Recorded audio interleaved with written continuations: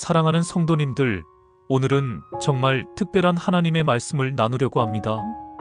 혹시 이런 생각해 보신 적 있으십니까?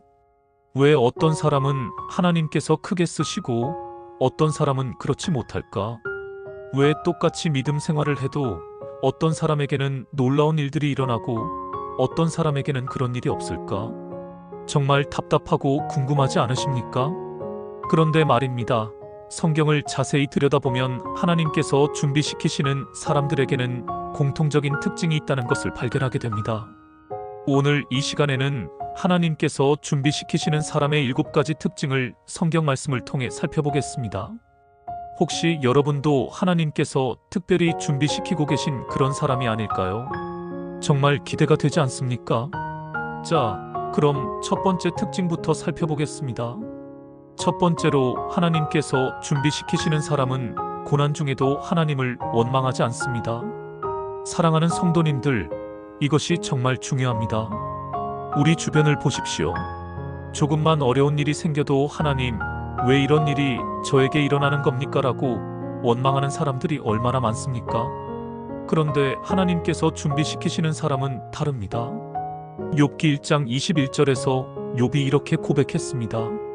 내가 모태에서 적신이 나왔사온즉 또한 적신이 그리로 돌아가올지라 주신 이도 여호와시요 거두신 이도 여호와시오니 여호와의 이름이 찬송을 받으실지니이다. 놀랍지 않습니까? 욥은 하루아침에 모든 것을 잃었습니다. 재산도 자녀들도 건강도 모두 잃었습니다. 그런데도 하나님을 원망하지 않았습니다. 오히려 하나님의 이름을 찬송했습니다. 이것이 바로 하나님께서 준비시키시는 사람의 첫 번째 특징입니다. 요셉도 마찬가지였습니다. 형들의 미움을 받아 노예로 팔렸고 억울한 누명을 쓰고 감옥에 갇혔습니다. 그런데 요셉은 어떻게 반응했습니까? 창세기 50장 20절에서 이렇게 말합니다.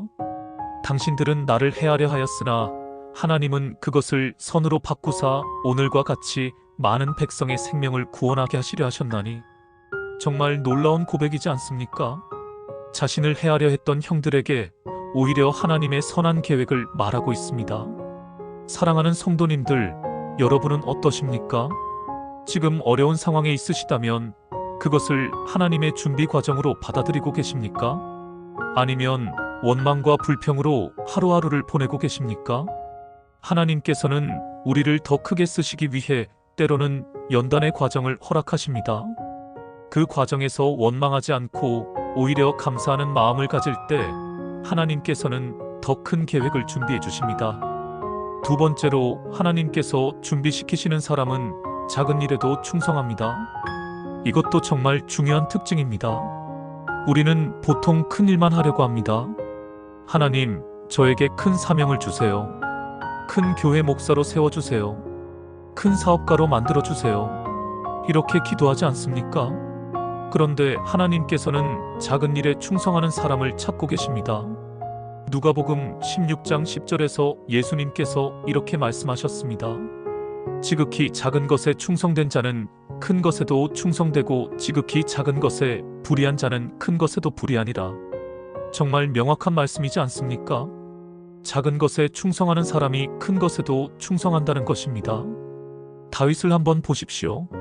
다윗은 처음에 무엇을 했습니까? 양을 치는 목동이었습니다. 아무도 주목하지 않는 들판에서 양들을 돌보는 일이었습니다. 그런데 다윗은 그 일에 충성했습니다. 사자가 와도 곰이 와도 양들을 지켰습니다. 그때 하나님께서는 다윗의 마음을 보고 계셨던 것입니다. 그래서 나중에 이스라엘의 왕으로 세우신 것입니다. 사무엘상 16장 7절에서 하나님께서 이렇게 말씀하셨습니다. 사람은 외모를 보거니와 나 여호와는 중심을 보느니라. 하나님께서는 우리의 중심을 보십니다. 작은 일에도 성실하고 충성되는 마음을 보십니다. 느헤미야도 마찬가지였습니다. 느헤미야는 바벨론 왕의 술관원이었습니다. 높은 지위는 아니었지만 자신에게 맡겨진 일에 최선을 다했습니다. 그런 느헤미야를 하나님께서는 예루살렘 성벽을 재건하는 큰 일에 쓰셨습니다. 사랑하는 성도님들, 지금 여러분에게 맡겨진 일이 작다고 해서 소홀히 하지 마십시오. 하나님께서는 그 작은 일에서 여러분의 마음을 보고 계십니다. 회사에서 맡은 업무든 가정에서의 역할이든 교회에서의 봉사든 모든 것에 최선을 다하십시오. 그때 하나님께서는 더 큰 일을 맡기실 것입니다. 세 번째로, 하나님께서 준비시키시는 사람은 하나님의 음성에 민감합니다. 이것은 정말 중요한 특징입니다. 하나님께서 말씀하실 때 듣는 귀가 있어야 합니다. 세상에는 소음이 너무 많습니다. 텔레비전 소리, 인터넷 소리, 사람들의 말소리로 가득합니다. 그런데 그 모든 소음 속에서도 하나님의 세미한 음성을 들을 수 있어야 합니다. 사무엘상 3장 10절에서 어린 사무엘이 이렇게 대답했습니다. 말씀하옵소서, 주의 종이 듣겠나이다. 정말 아름다운 고백이지 않습니까? 하나님께서 부르실 때 주의 종이 듣겠습니다 라고 대답한 것입니다. 그런데 처음에 사무엘은 하나님의 음성을 알아듣지 못했습니다. 제사장 엘리의 음성으로 착각했습니다. 하지만 엘리의 가르침을 받아 하나님의 음성을 분별하게 되었습니다. 그때부터 사무엘은 하나님께서 크게 쓰시는 선지자가 되었습니다. 모세도 그랬습니다. 모세가 미디안 광야에서 양을 치고 있을 때 하나님께서 떨기나무 가운데서 부르셨습니다. 출애굽기 3장 4절에 이렇게 기록되어 있습니다. 여호와 하나님이 떨기나무 가운데서 그를 부르시되 모세야 모세야 하시매 그가 이르되 내가 여기 있나이다 하니 모세는 하나님의 부르심에 즉시 응답했습니다. 내가 여기 있습니다 라고 대답했습니다. 그때부터 모세는 이스라엘 백성을 이집트에서 구원하는 위대한 지도자가 되었습니다. 사랑하는 성도님들, 여러분은 하나님의 음성을 듣고 계십니까? 매일 조용한 시간을 가지고 하나님과 교제하는 시간이 있으십니까? 성경 말씀을 읽을 때 하나님께서 여러분에게 개인적으로 말씀하시는 것을 느끼십니까? 기도할 때 하나님의 세미한 음성을 들으려고 노력하십니까? 하나님께서는 지금도 우리에게 말씀하고 계십니다. 요한복음 10장 27절에서 예수님께서 이렇게 말씀하셨습니다. 내 양은 내 음성을 들으며 나는 그들을 알며 그들은 나를 따르느니라. 우리는 예수님의 양입니다. 그러므로 예수님의 음성을 들을 수 있어야 합니다. 매일 조용한 시간을 가지십시오. 세상의 소음을 차단하고 하나님과 단둘이 있는 시간을 만드십시오. 그러면 하나님께서 여러분에게 말씀하실 것입니다. 네 번째로, 하나님께서 준비시키시는 사람은 자기 자신보다 다른 사람을 먼저 생각합니다. 이것은 정말 중요한 특징입니다. 자기 중심적인 사람을 하나님께서 크게 쓰시지 않습니다. 하나님께서는 섬기는 마음을 가진 사람을 찾고 계십니다. 빌립보서 2장 3절에서 바울 사도가 이렇게 말합니다. 아무 일에든지 다툼이나 허영으로 하지 말고 오직 겸손한 마음으로 각각 자기보다 남을 낮게 여기고. 정말 어려운 말씀이지 않습니까? 자기보다 남을 낮게 여기라는 것입니다. 하지만 이것이 하나님께서 원하시는 마음입니다. 예수님께서 친히 본을 보이셨습니다. 요한복음 13장에서 예수님께서는 제자들의 발을 씻기셨습니다. 당시 발 씻는 일은 종들이 하는 일이었습니다. 그런데 만유의 주이신 예수님께서 친히 제자들의 발을 씻기신 것입니다. 요한복음 13장 14절에서 예수님께서 이렇게 말씀하셨습니다. 내가 주와 또는 선생이 되어 너희 발을 씻었으니 너희도 서로 발을 씻어주는 것이 옳으니라. 정말 놀라운 말씀이지 않습니까? 섬김을 받으러 오신 것이 아니라 섬기러 오셨다는 것입니다. 다니엘도 그런 마음을 가지고 있었습니다. 다니엘은 바벨론에서 높은 지위에 있었지만 항상 자기 민족을 위해 기도했습니다.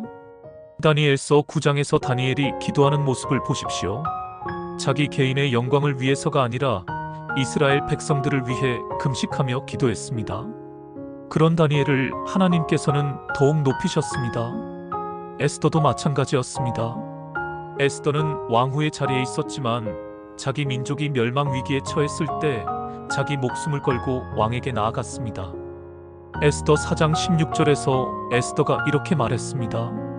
죽으면 죽으리이다. 자기 목숨보다 민족을 더 소중히 여긴 것입니다. 사랑하는 성도님들, 여러분은 어떠십니까? 항상 자기 유익만 구하고 있지는 않습니까?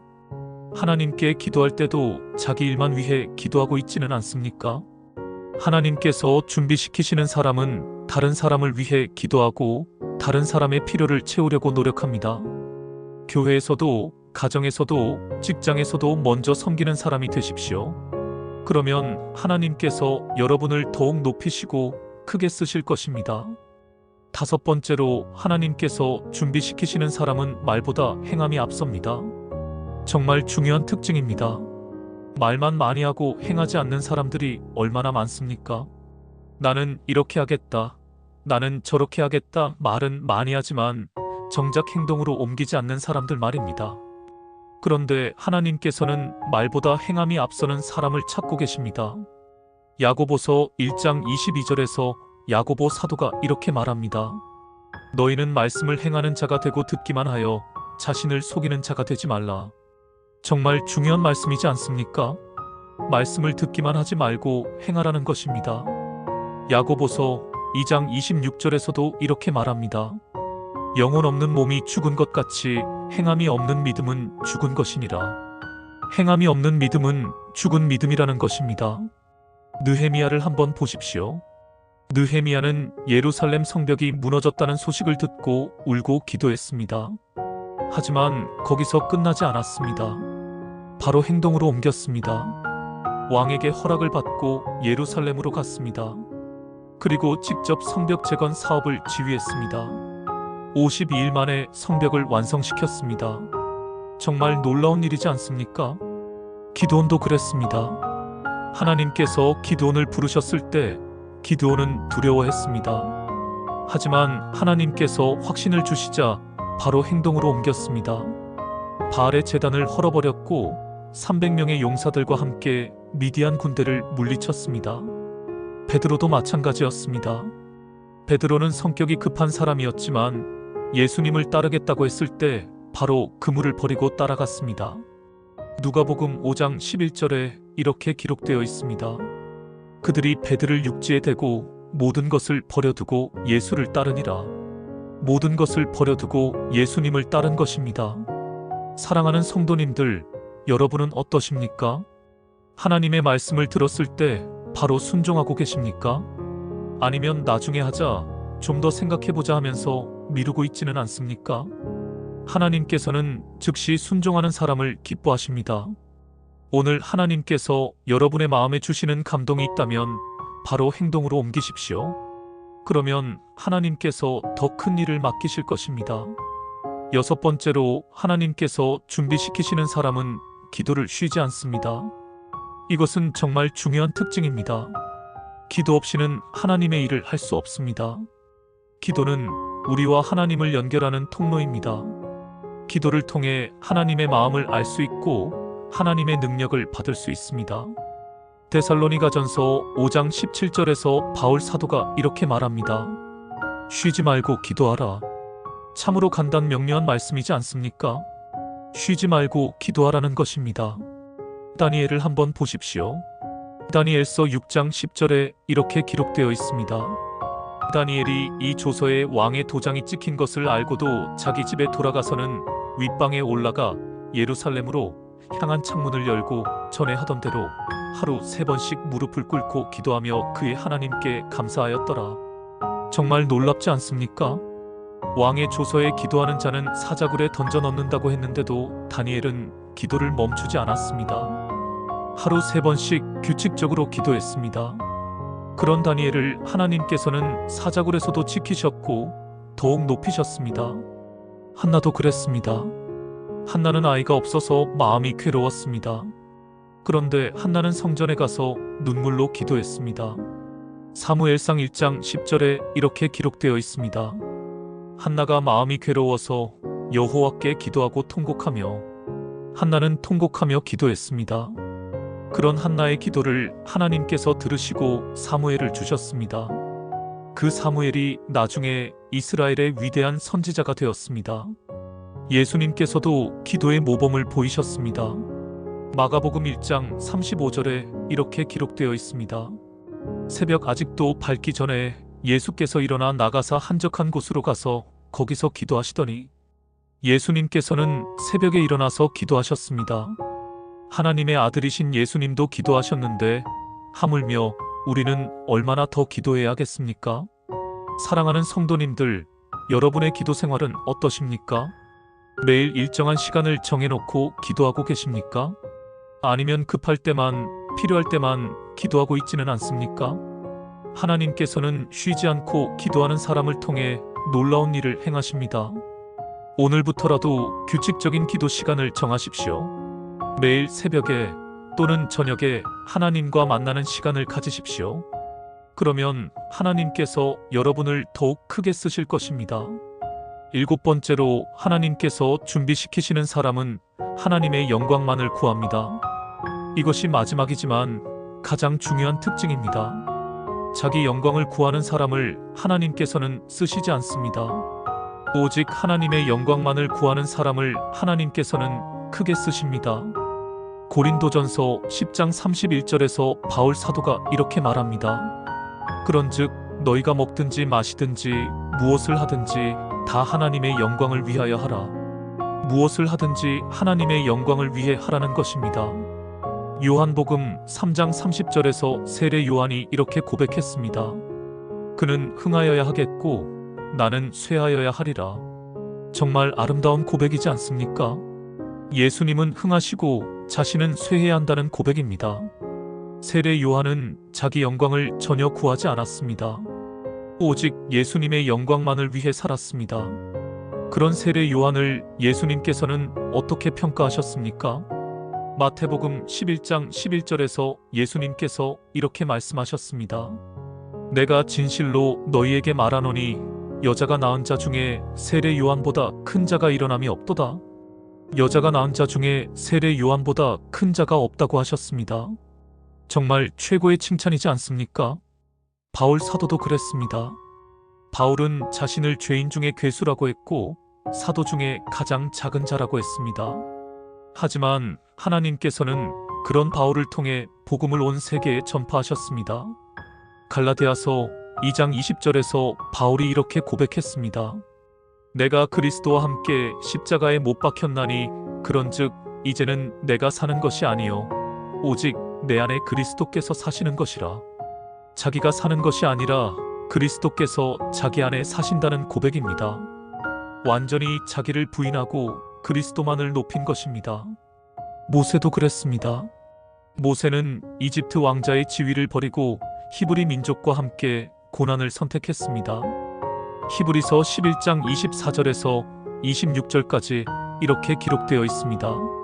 믿음으로 모세는 장성하여 바로의 공주의 아들이라 칭함을 거절하고 도리어 하나님의 백성과 함께 고난받기를 잠시 죄악의 낙을 누리는 것보다 더 좋아하고 그리스도를 위하여 받는 능욕을 애굽의 모든 보화보다 더 큰 재물로 여겼으니 이는 상 주심을 바라봄이라.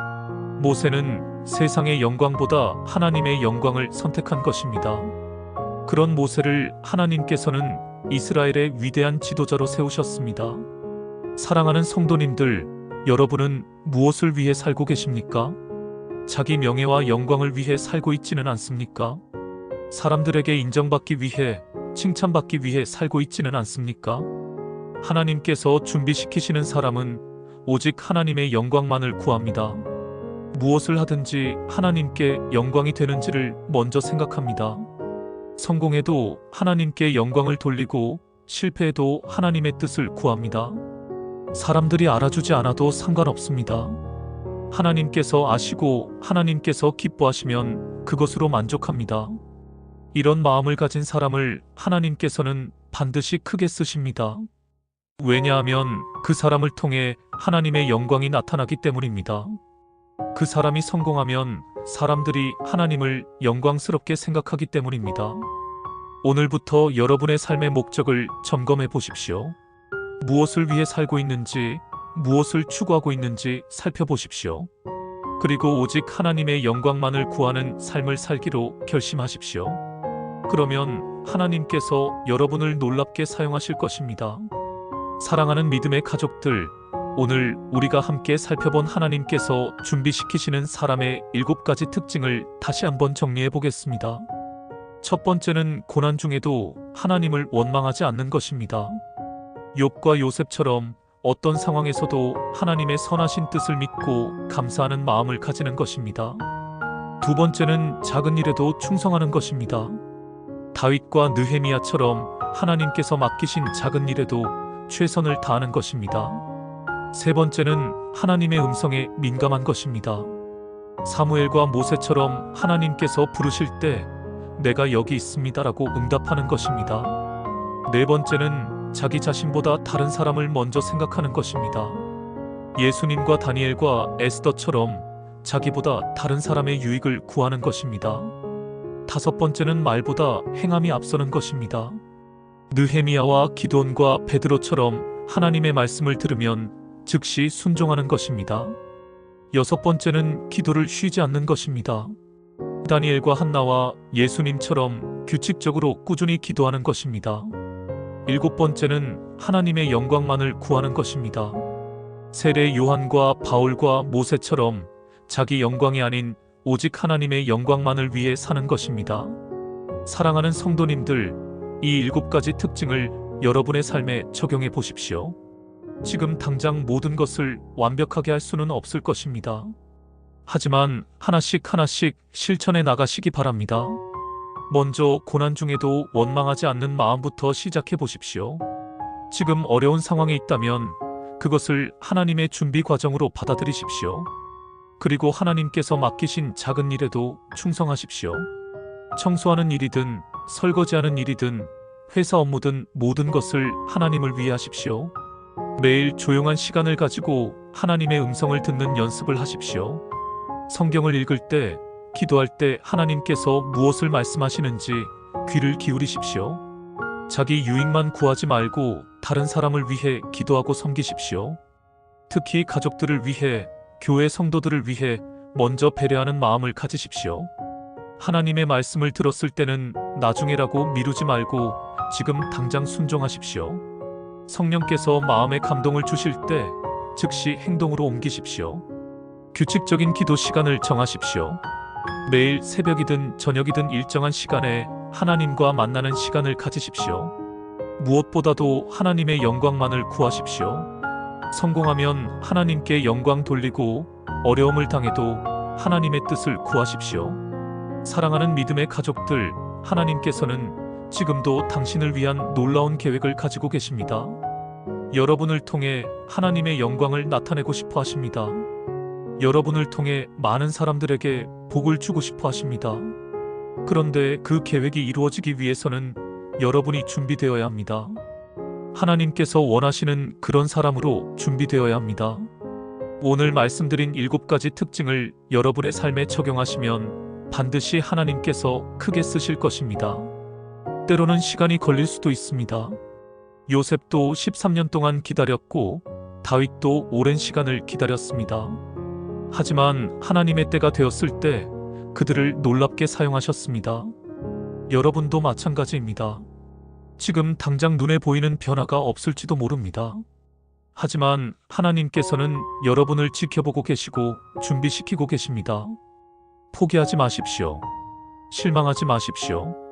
계속해서 하나님 앞에 자신을 준비시키십시오. 그러면 반드시 하나님께서 사용하시는 때가 올 것입니다. 그때 여러분은 말할 것입니다. 아, 하나님께서 그동안 나를 이렇게 준비시키셨구나. 그래서 그런 일들이 내게 일어났구나. 모든 것이 하나님의 계획이었구나.